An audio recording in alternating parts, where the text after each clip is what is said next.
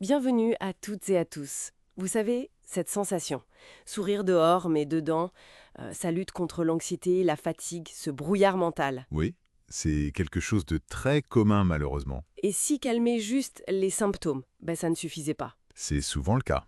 Il faut aller plus loin. Justement, aujourd'hui on explore Protocole mental, 21 jours pour réconcilier ton esprit, pas juste calmer les symptômes. Le livre de Jean-Louis Dossou. Ah oui, Dossou. Il a pas mal écrit sur la santé interne, non? Exactement, plus de 50 livres, et celui-ci, il condense plus de 15 ans d'expérience. Hmm, Notamment via son école de santé et réussite, la communauté des CSR, et aussi son travail avec certains compléments. On y reviendra. d'accord. Donc, notre objectif aujourd'hui, décortiquer cette approche globale. Comprendre comment il propose de réconcilier l'esprit en agissant sur le système nerveux, mais aussi le microbiote L'intestin, oui. et l'inflammation. Elle est au-delà des solutions rapides, quoi. Une approche de fond, donc. Voilà. Le livre part d'une idée forte. La santé mentale, c'est pas juste de la chimie dans le cerveau. Il parle de terrain nerveux. Terrain nerveux, intéressant comme concept. Oui, un climat intérieur en quelque sorte, influencé par notre biologie, ce qu'on mange, nos rythmes, nos traumas aussi. Ça résonne avec une vision plus systémique. Tout à fait. Et la dédicace est assez parlante, à ceux qui se sentent trop sensibles.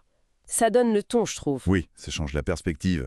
On n'est plus dans comment traiter l'anxiété, mais plutôt comment reconstruire un espace de calme intérieur. C'est ça. Le livre, il s'adresse à un système nerveux qui est saturé en fait, pas une faiblesse personnelle. C'est un point clé. Et pour reconstruire, alors il y a plusieurs piliers. D'abord, le système nerveux lui-même, l'image de l'alarme incendie mal réglée. Le sympathique, le parasympathique. Voilà, l'accélérateur, le frein. Et puis l'axe HPA, le cortisol, le stress chronique qui épuise tout. L'alerte constante, oui. Deuxième pilier, Le microbiote. la fameuse idée que le ventre pense. Ah oui, l'axe intestin-cerveau. Essentiel. Notre intestin produit de la sérotonine, du GABA, des messagers clés pour le calme. Et un déséquilibre, un intestin poreux, ça peut vraiment jouer sur l'humeur. Comme une radio émotionnelle toute brouillée.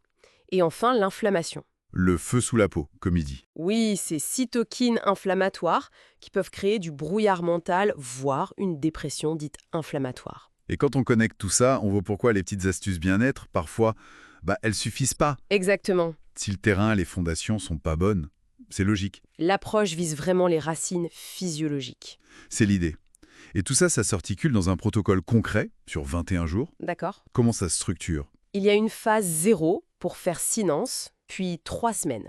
Calmer le système nerveux, nourrir l'axe cerveau-intestin et enfin ancrer la stabilité. Progressif, donc. Oui, avec des outils précis. La respiration cohérente, l'assiette vagotonique. Assiette vagotonique, c'est-à-dire? Pensez pour soutenir le nerf vague, le grand nerf du calme.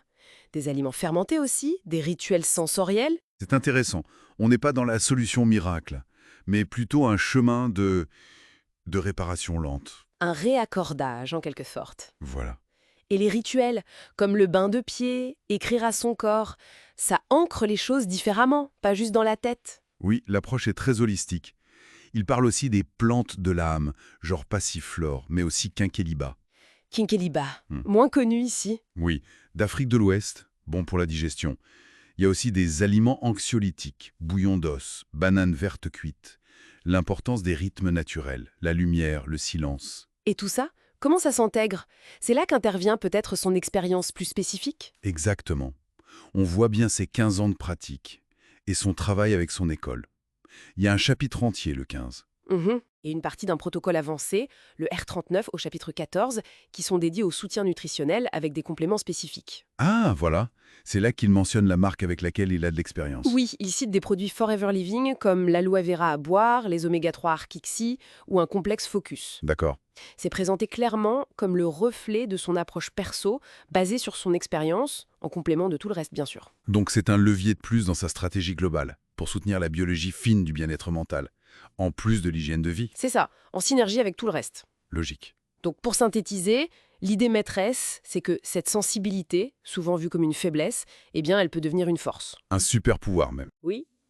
Si on apprend à réguler son système, à écouter son corps, le livre se veut une sorte de carte pour ça. Une feuille de route pour se réconcilier avec soi-même. Exactement. Et ça ouvre une question intéressante pour finir. Et si écouter vraiment notre corps, ses rythmes, ses petits malaises, ses vrais besoins, si c'était ça la première étape? Pas forcément pour guérir, mais juste pour se réhabiter, se sentir pleinement chez soi, à l'intérieur. Hein?